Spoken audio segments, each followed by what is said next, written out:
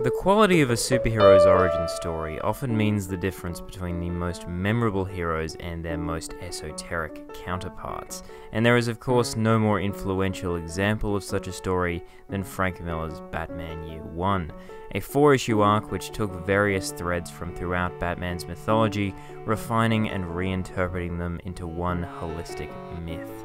Miller's additions, characters, and tone were so well received that they continue to be reproduced and adapted to this day, and even the naming convention itself, Year One, has become the go-to reference for writers looking to signify an origin tale, with examples like Nightwing Year One, Batgirl Year One, and even Batman stories like Zero Year and Year 100. The popularity of Miller's work on both Year One and The Dark Knight Returns also helps to explain the countless writers, filmmakers, and game developers who have retold Batman's origin ad nauseum and created the strange situation where all but the most dedicated Batman fans will be almost singularly familiar with the character's origin and earliest adventures. Later stories, his more eclectic foes, and the introduction of new allies are usually given a wide berth in mainstream productions or otherwise remembered dismissively or played for laughs. But the trouble presented by the task of writing a sequel to Batman's origin and, by extension, Year Two stories in general, can be almost equally present in comic books, and that is at least part of the reason the title Batman Year Two sounds so very strange.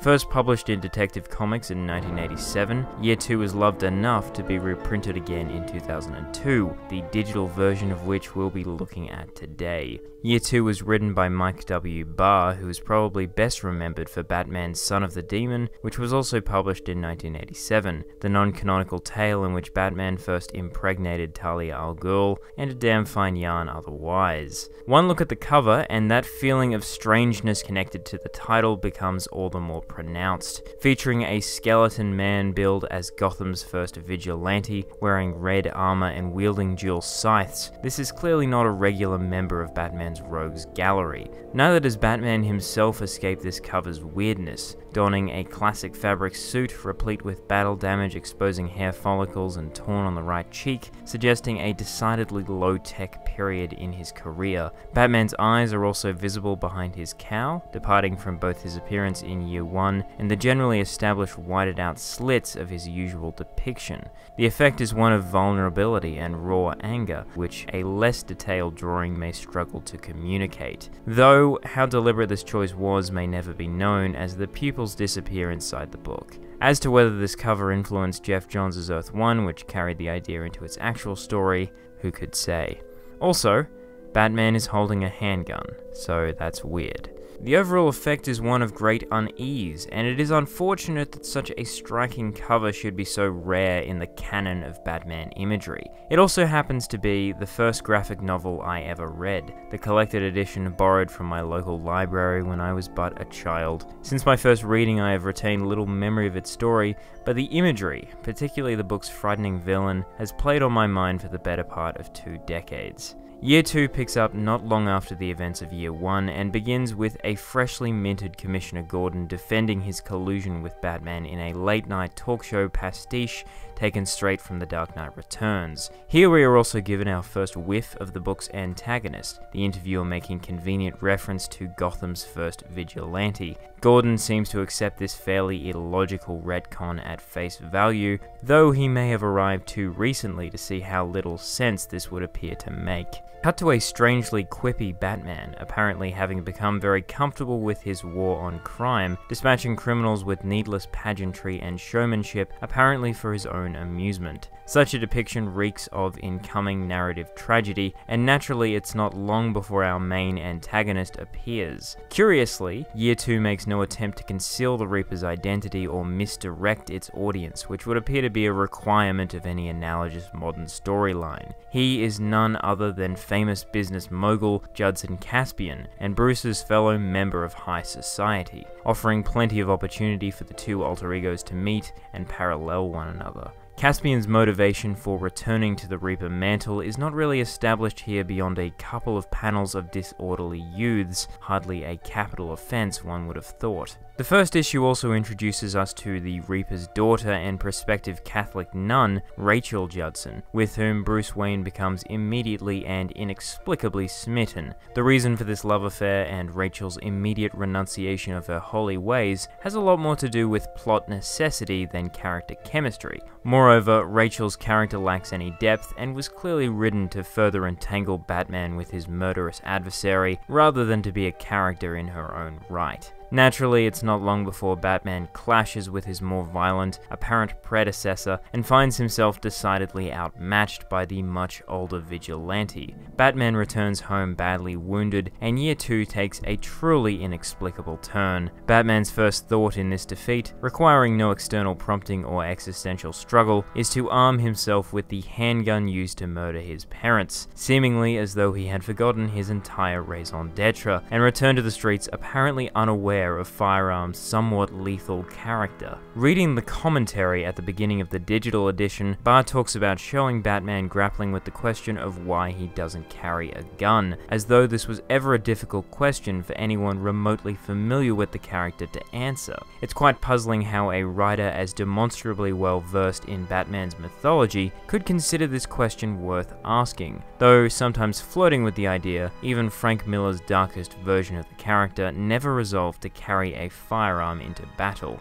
But the story only becomes more bizarre as it continues. Still unable to defeat the Reaper, Batman turns to Gotham's underworld for assistance and partners with none other than noted parent killer Joe Chill himself. Exactly why Batman didn't know Joe Chill was in town, why he agrees to work with him, or why a regular street thug like Chill is able to assist Batman are questions perhaps better left unconsidered because they make precious little sense otherwise. Once again, Barr's commentary reveals this is more a case of wanting certain pieces to be in play and then working backwards to explain, or fail to explain, why they are. Barr had specifically wanted to tribute the origin of Batman's story from Detective Comics 47, in which Joe Chill is murdered by his associates upon their learning of his role in the creation of the Batman. And certainly Batman's final confrontation with Chill, after having cooperated quite successfully for most of the story, has the makings of a great Batman moment. The Reaper threat having been ambiguously resolved in an explosion a couple of pages earlier, Batman decides to reveal his identity to Chill and execute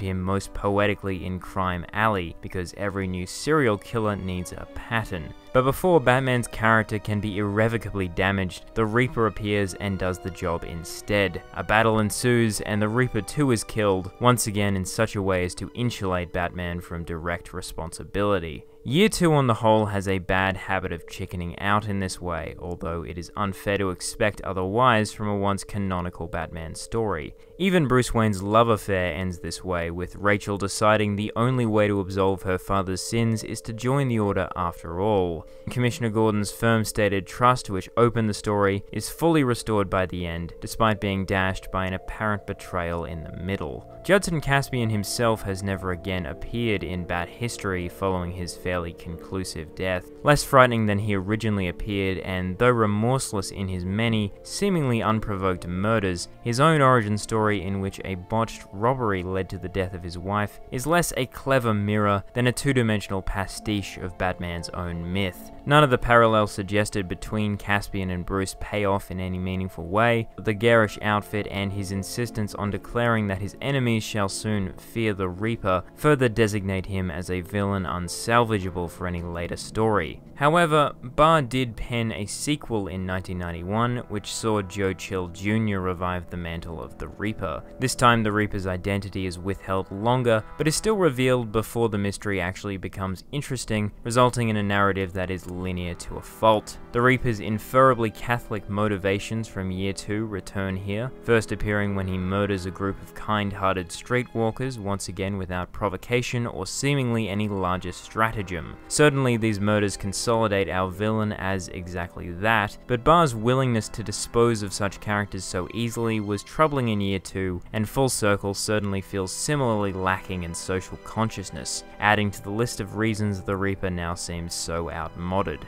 Otherwise, Full Circle fails in many of the same ways as did Year 2, with many of the characters behaving illogically, cartoonishly dialoguing about the cleverness of their elaborate plans, and at one point attempting to drive Batman mad with guilt by showing him a reenactment of his parents' murder despite apparently being unaware of his identity, even after having managed to unmask him. It's just a confusing chapter, which otherwise feels like a tribute act for a band no one remembers. Supposedly, elements of Year 2 were also used in the production of the seminal Mask of the Phantasm, though these are superficial similarities at best. The longevity of these stories is also damaged by dated and inconsistent art. Drawn in two distinct styles by two different artists, the book relies much to its detriment upon thought bubbles to indicate character motivation. Panel construction for the most part is sufficient if not well designed, though is certainly used to strong effect in places. These stylistic choices and the high contrast colors are of course in keeping with the comic standards of the day, and as such would be forgivable if Year 1 had not solved these problems a year earlier. Furthermore, it's quite clear from the incongruities between Year 2 and Year 1, the story that it is advertised as succeeding, that this was not originally a sequel at all, but rather its own tale that now finds itself retrofitted to reflect some of Miller's ideas. Indeed, Bars Forward notes that Year 2 was originally pitched to DC as Batman 1980, long before Frank Miller rewrote Batman's canon and set the stage for the character's modern iteration. For these editorial reasons, it is difficult to fault Barr for some of Year 2's problems. However, it is nonetheless tempting to blame Year 2 at least a little for seemingly being the first example of the gritty copycat story that doubled down on the tone set by Frank Miller in Year 1 and The Dark Knight Returns, without really justifying the darkness for a narrative end. One remarkable feature of Miller's work that is almost universally overlooked is the strangely optimistic places his stories usually leave Batman. Year 2 does comparatively little to justify its darkness throughout, and its ending leaves the character isolated and accursed, finally pictured alone and consumed by darkness, though Full Circle improves on this a little bit.